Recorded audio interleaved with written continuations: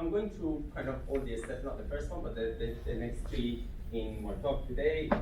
So I just give a brief representation of the governing equations of unsaturated soil problems. And then I talk a little bit about the constitutive model that I've used, and finally the method that I chose for numerical implementation. So the governing equations, just a brief summary on unsaturated soils in case for those of you who are not familiar. So it is just the soil with three phases basically. So we've got solid, we've got water, and we've got air. And because of this surface tension of water, the behavior of unsaturated soils are different basically from dry and saturated soils. And that is, as I said, because of this basically contractile spin, which is like the spin between air and water. And the reason is that if you think of a molecule of water like inside the water, it is pulled from all directions. But close to the surface, if you think of it, it is only pulled in one direction. So there's kind of this unbalance which causes these surface molecules to kind of tightly pack and create this surface tension. And this surface tension it's a real thing, can hold objects. And you see it like flies can stand in and can have objects floating on that. And because of that, can have different pressures on different sides of these contractile springs, and that's the difference between these two. It's called metric suction, which considerably affects the behavior of soil. So just some historical development, just very quickly, in saturated soil mechanics, we know that effective stress is like a key concept. So use effective stress in almost all designs, and that's the way it is defined. This is like a Terzaghi, and this kind of extended, kind of more general form, which is proposed for fire. When it comes to unsaturated soils, Bishop presented this kind of form as a generalization of the effective stress, and pi is the effective stress parameter. And it is kind of like a natural extension of the effective stress for saturated soil. But then there was a problem, and that was in 1962, Jennings and Berlin, they performed a very simple test. So basically they did like a consolidation test on a saturated sample. So this is for a saturated sample. Then they did the same test consolidation for unsaturated sample. So they loaded the sample, and the second one, so this curve is for unsaturated samples, and they argued that if you load the sample up here, and then you flood the sample, the expectation is that the sample is unsaturated, so you've got some suction in that. So when you flood it, you remove this term. Basically, the suction goes to zero, so effective stress, because you remove this test, the effective stress reduces, so the expectation is that you reduce the effective stress, so you have to get heat. But when you do this test in the lab, instead of heat, you get a lot of contraction. So, and this test was repeated by many others, and they all observed the same thing. So the conclusion was that this form is not appropriate. And then that resulted into the two-stress state variable approach developed by Fredlund and Morgenstern. Basically, the idea was to let's just separate suction and net stress, and they present everything in terms of these two individuals. So every parameter has to be defined in terms of suction and in terms of net stress. So you can imagine it makes everything very, very complicated, because, for example, E log P plot that you're all familiar with, now you have E log suction and log normal stress. So instead of so you add one dimension to everything, basically curves become surfaces, everything becomes complicated.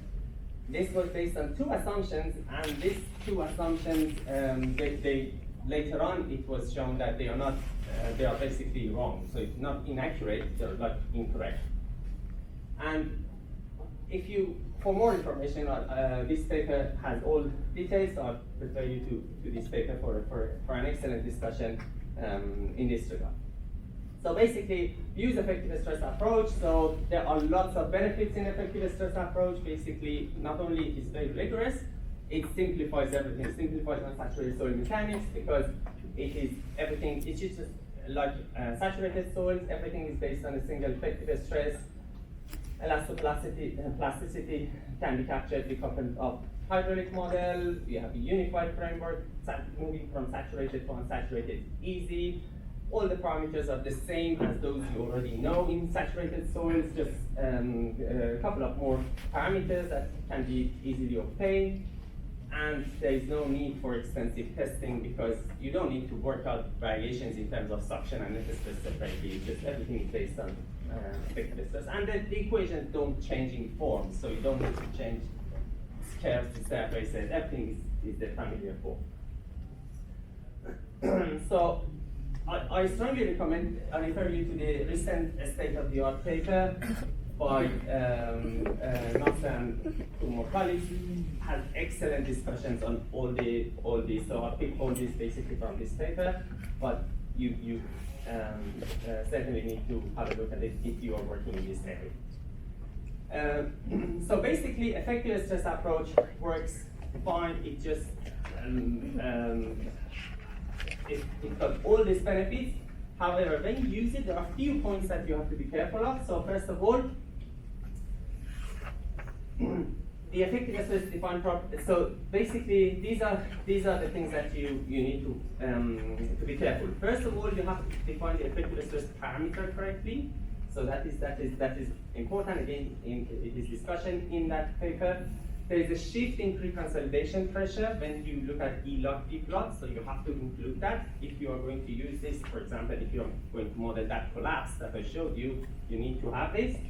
And finally, you need to have a good soil water retention curve, and by good I mean obtained carefully in the lab, and most importantly, interpreted correctly. Because most of the time, there's a lot of literature that they've got a nice soil water retention curve, but the interpretation is not correct. So we have a paper on this. So if again your work involves soil water retention curve, I strongly recommend you have a look at it because there are some common mistakes that we have highlighted in that work. So basically now governing equations, just in a standard way, we just have a deformation model and a flow model, and for flow model you have flow of air and flow of water. So for deformation model, just a standard, we put together basically equilibrium equation. Effective stress principle, I would like to highlight that if you use the effective stress in the total form, then you change it to the incremental form, you have to make sure that you replace this chi with the incremental form of chi.